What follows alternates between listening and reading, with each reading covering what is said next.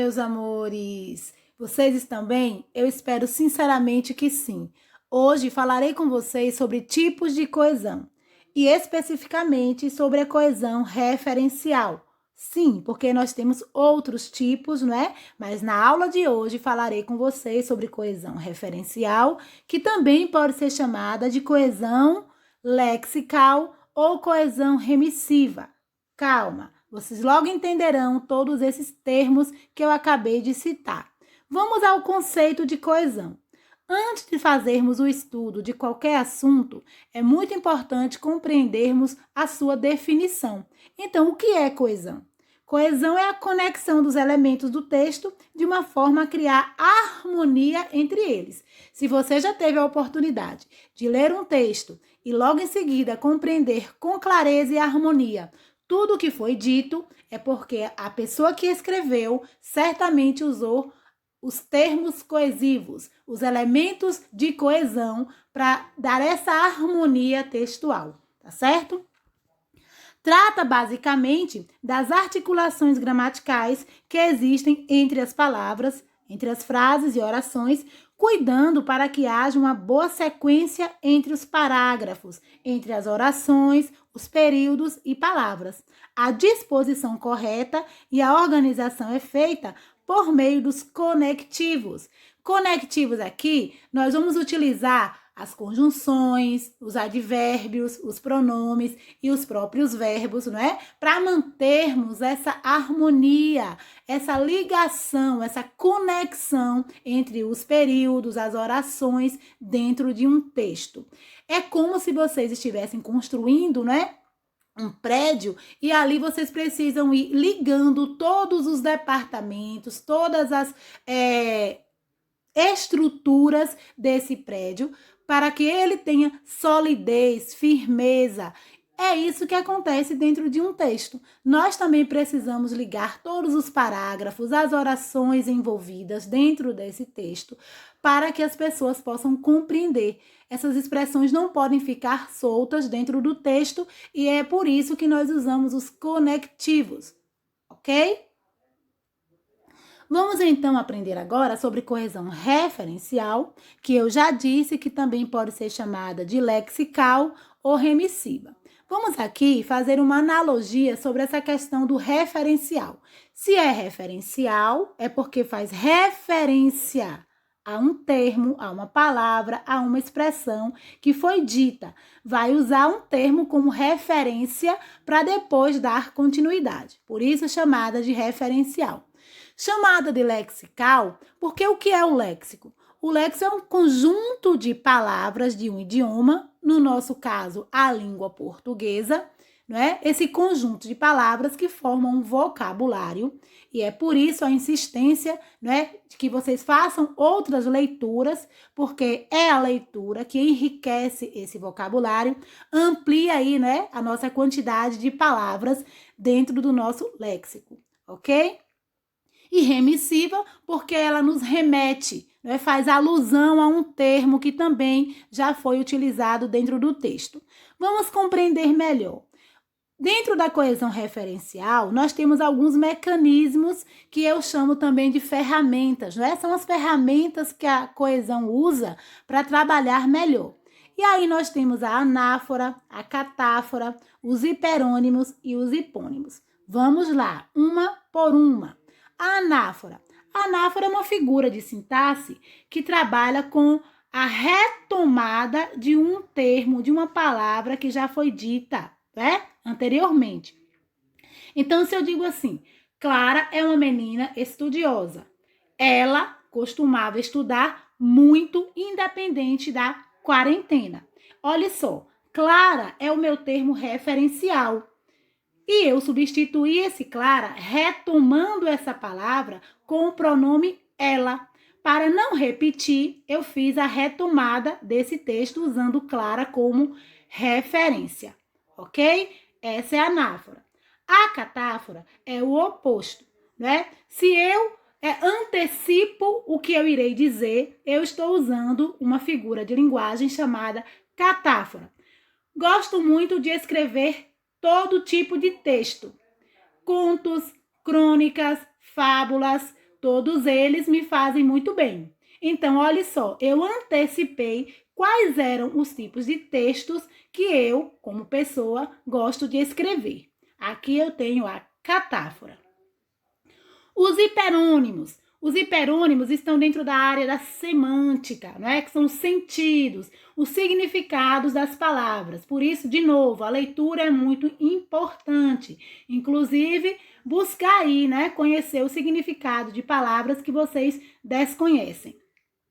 O hiperônimo, ele é em termo genérico. É quando eu digo assim, os eletrônicos, os eletrodomésticos.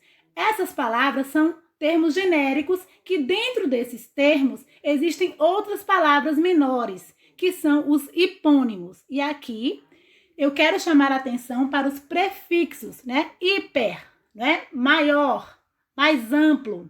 Hipo, menor, abaixo. Então, se eu digo eletrodomésticos, aqui é hiperônimo. E o que são os hipônimos, então, de eletrodomésticos? Aí eu vou ter o ar-condicionado, eu vou ter a geladeira, o ventilador. Essas palavras são menores, então são hipônimos, não é? São termos mais específicos, enquanto que eletrodomésticos são os hiperônimos, os termos mais amplos, mais genéricos, ok? Trouxe mais exemplos para vocês, então é bom, inclusive, anotar. Anáfora, aqui como exemplo, eu trouxe. Elizabeth gritou. Ela fica apavorada quando fica sozinha, apesar de ser uma menina calma e inteligente. Olha só, eu tenho aqui Elizabeth como termo referente, né, o termo referencial, e eu usei duas anáforas. Ela, que é um pronome pessoal do caso reto, e usei ainda uma outra, menina, que é um substantivo. Todos dois, né, funcionam como elementos de coesão dentro do texto. Para quê? Para que eu não cometa o erro, o equívoco de repetir o nome de Elizabeth, dando, né, para o meu texto um sentido cansativo, repetitivo. Então, é para isso que servem as anáforas, para a gente retomar um termo que já foi utilizado. E eu posso fazer isso através dos pronomes, dos substantivos, dos advérbios, das conjunções e assim por diante, ok? A catáfora tem uma outra possibilidade de utilização, que é a antecipação dos termos. Olha só, anáfora retoma, catáfora antecipa. Fiz todas as tarefas com exceção desta. Arquivar a correspondência. O que foi que eu fiz aqui? Eu antecipei a ação que eu ainda irei desenvolver. Eu antecipei aquilo que eu ainda não fiz. Fiz todas, com exceção desta. Desta é um pronome demonstrativo, que aqui foi usado como catáfora para antecipar algo que eu irei fazer, que eu irei desenvolver. Tranquilo, pessoal? Muito bem. Vamos agora aos hiperônimos e hipônimos. E eu coloquei aqui de maneira correspondente para facilitar ainda mais a compreensão de vocês. Eu trouxe aqui, momento agora de quarentena, né? Então eu coloquei profissionais da saúde. Esse é o termo genérico, é o termo mais amplo, é o hiperônimo. Quem é que pertence a essa área semântica? Quem é que também pode ser chamado de profissional da saúde? Os enfermeiros, os médicos, os técnicos em enfermagem. Então, profissionais da saúde é o termo genérico para designar os hipônimos, que são os enfermeiros, os médicos e os técnicos, ok?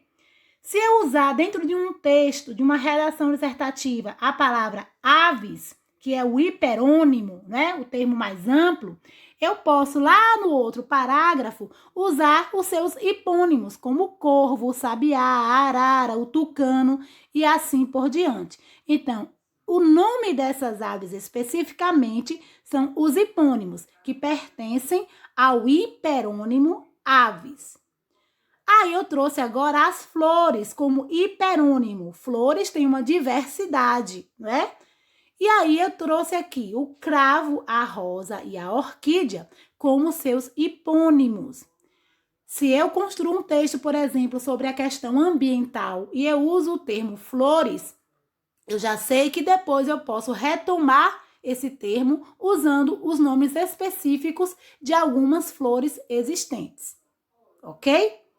Móveis, que inclusive até aqui quero chamar a atenção, né? Faltou aí uma coisinha de nada, mas já me incomodou aqui, que foi o acento. Então, vocês já podem aí anotar e fazer a devida correção. Que dentro dos hiperônimos móveis, nós vamos ter mesa, sofá, cadeira, cômoda, guarda-roupa, tudo aquilo que pertence a esse grupo semântico, que tem o mesmo sentido ou um sentido semelhante, ok? Vamos agora a mais exemplos de hiperônimos e de hipônimos dentro das frases. Os profissionais da saúde são essenciais no combate à Covid-19. Estou trazendo exemplos mais atualizados para ficar mais fácil ainda a compreensão. E eu destaquei profissionais da saúde para que vocês saibam que dentro de um texto, não é, eles são os hiperônimos. Do outro lado, eu trouxe com os hipônimos. Retomando aí, não é, os profissionais da saúde, eu disse: os médicos, enfermeiros e técnicos em enfermagem são essenciais no combate à Covid. Percebam que a mensagem é a mesma, não é? Nós estamos falando aqui de profissionais da saúde, de pessoas específicas que são essenciais no combate à Covid-19, né, ao coronavírus. No entanto, em um momento eu falei sobre eles de maneira genérica e no outro momento, dando continuidade à minha ideia, eu falei de maneira mais específica, usando os hipônimos. Beleza? Aqui, pessoal, já quase finalizando essa exposição oral para vocês, eu trouxe uma proposta de redação corrigida, tá? Aqui é para vocês observarem que existem muitas possibilidades, né, de cometermos essas falhas e a coesão muito bem elaborada, muito bem pensada, evita esse tipo de erro, de equívoco. Observem aqui. O tema da redação era preservação da Amazônia, responsabilidade nacional ou internacional. Esse era o tema da redação proposta. E aí, a pessoa, né, o candidato, que inclusive essa redação inteira, na íntegra, pode ser encontrada por vocês, ela tirou aí, acho que 520 pontos, se eu não me engano, e eu trouxe apenas uma parte da introdução. Observem que tem uma legenda. As palavras que estão em vermelho apresentam inconsistência, na opinião da pessoa que fez a correção. As que estão de preto são erros gramaticais, erros semânticos, e as que estão em verde representam a correção dessa palavra. Então, observem o seguinte: sabe-se que, apesar de a Amazônia não ser o pulmão do mundo, ela é fundamental para o controle ambiental do planeta. As decorrentes, que na verdade não era para ser decorrentes, a palavra adequada seria as recorrentes, por isso foi corrigida, queimadas e o desmatamento colocam em risco o equilíbrio da floresta. E foi corrigido mais uma vez, não é? Porque estava sem, consequentemente, dos demais biomas. Dos demais biomas ficou inconsistente por quê? Porque ele não citou quais são esses biomas, né? Nós temos inúmeros biomas aqui no Brasil, né? O Cerrado, a Mata Atlântica, mas eles não foram citados. Então fica inconsistente, deixa margem para a ambiguidade, para a falta de clareza e compreensão. E agora falaremos sobre coesão sequencial. Pelo próprio nome, não é? Já dá para a gente ter uma ideia do que se trata, já que a referência é o tipo de coesão que busca um termo como referência, né? Como um termo referencial. Agora falaremos sobre a coesão sequencial. São os conectivos que ajudam a dar sequência, progressão textual, ajudam a continuar as ideias, não é? A sequenciar os argumentos apresentados em um texto, tá certo? Então, vamos lá. Coesão sequencial.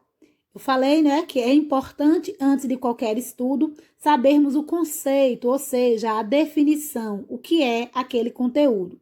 Mas antes, quero retomar aqui com vocês os elementos trabalhados no vídeo anterior. Falei sobre coesão referencial, que busca, né, a referência em uma palavra, em um termo.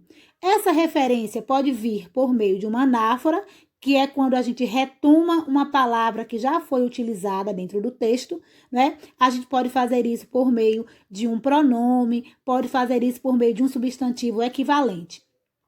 Ou ainda por meio da catáfora, que é quando a gente antecipa as palavras que serão ditas dentro do texto.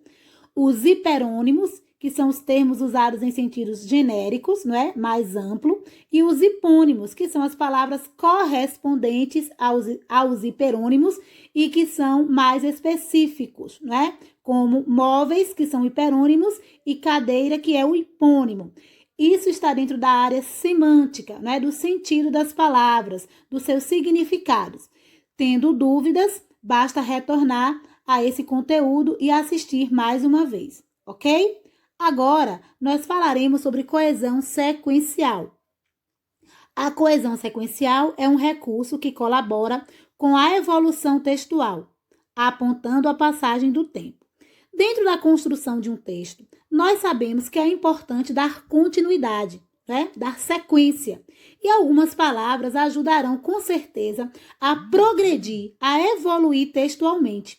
É por isso que nós devemos aqui, né, conhecer quais são esses conectivos que nos ajudarão a dar sequência, continuidade, progressão textual, tá certo? É isso que a coesão sequencial faz. Vocês têm mais alguns exemplos desses conectivos. Eu sei que alguns de vocês, né, apresentam algumas dificuldades na hora de dar continuidade, de progredir textualmente. Esses exemplos não devem ser utilizados como receitas infalíveis, apenas como uma parte daquilo que vocês podem aproveitar. E isso deve ser feito de acordo com o contexto, com o tema, tá? Não pode ser utilizado como uma coisa definitiva. Vocês devem avaliar quais desses conectivos servirão de maneira mais adequada para o texto que você está escrevendo. Então, vamos lá. Quando eu quero apresentar dentro do texto uma ideia de adição ou de inclusão, eu posso utilizar expressões como além disso, também, vale lembrar, pois, outro sim, agora, de modo geral, por iguais razões, inclusive, até, é certo que, é inegável. Bom, aqui eu não vou discorrer sobre todos esses conectivos, vocês terão esse vídeo gravado, mas eu já estou dizendo que quando vocês precisarem trazer para o texto uma ideia de adição, de inclusão de uma ideia, de inclusão de um dado, de inclusão de um argumento, vocês podem utilizar esses conectivos que ajudarão a manter a coesão textual, tá? A ligação entre os termos, entre as orações. Quando a ideia for de oposição, ou seja, de sentido contrário, vocês podem usar expressões como embora, não obstante, entretanto, mas, no entanto, porém, ao contrário. Bom, fica aí esses exemplos para vocês. Se eu preciso, dentro de uma dissertação argumentativa, trazer uma ideia de afirmação ou de igualdade, eu posso usar felizmente, infelizmente, obviamente, na verdade, realmente, de igual forma, do mesmo modo que. Tem aqui, né, outros exemplos para vocês acompanharem e utilizarem de acordo com a necessidade e com o contexto textual, certo? Se eu preciso excluir uma ideia, né? Se eu preciso excluir um termo, uma expressão dentro do texto, eu uso somente, só, sequer, se não, exceto, excluindo, tão somente, apenas. Lembrem-se, essas expressões só podem ser usadas se vocês quiserem expressar essas circunstâncias de exclusão, de adição, de oposição.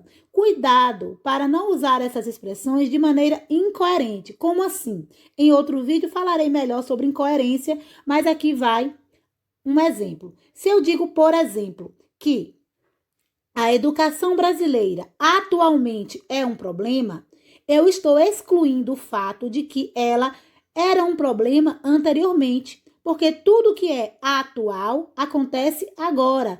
Então, eu jamais posso dizer que a educação é, na atualidade, um problema, porque não é verdade, é incoerente. Ela é um problema hoje, mas ela sempre foi um problema, visto, né, aí todos os desafios encontrados na educação pública aqui no Brasil. Então, se eu digo que é atualmente, eu estou dizendo que esse é um problema novo e não é. Então, cuidado, atenção, para usar essas expressões, esses conectivos, eu preciso ter certeza que esse é o sentido que eu quero dar para a minha oração, para o meu parágrafo, para as minhas ideias, certo? Enumeração. Em primeiro lugar, a princípio. Explicação. Como se nota, com efeito, como vimos, portanto, pois, é óbvio que, e assim sucessivamente. Conclusão. Em suma, por conseguinte, em última análise, por fim, concluindo. Aqui, né, vale lembrar que esses conectivos servirão para concluir o parágrafo final da dissertação, que é, né, a conclusão do texto, certo? São alguns dos exemplos que vocês poderão utilizar para finalizar a redação de vocês. De continuação, eu teria em seguida, depois, no geral, em termos gerais, por sua vez. Olha só, esses de continuação são conectivos que servirão dentro do parágrafo e não para iniciar o parágrafo. Eu já tinha comentado anteriormente com vocês, tivemos pouquíssimo tempo, mas eu cheguei a dizer que cada parágrafo da redação é uma redação individual, é uma mini redação. Então, esses conectivos que dão ideia de continuidade, de explicação, enumeração, eles só podem ser utilizados dentro do texto, dentro do parágrafo e não para o início de cada parágrafo, tá certo? Então, meus amores, conhecimento é poder. Leiam, leiam, leiam.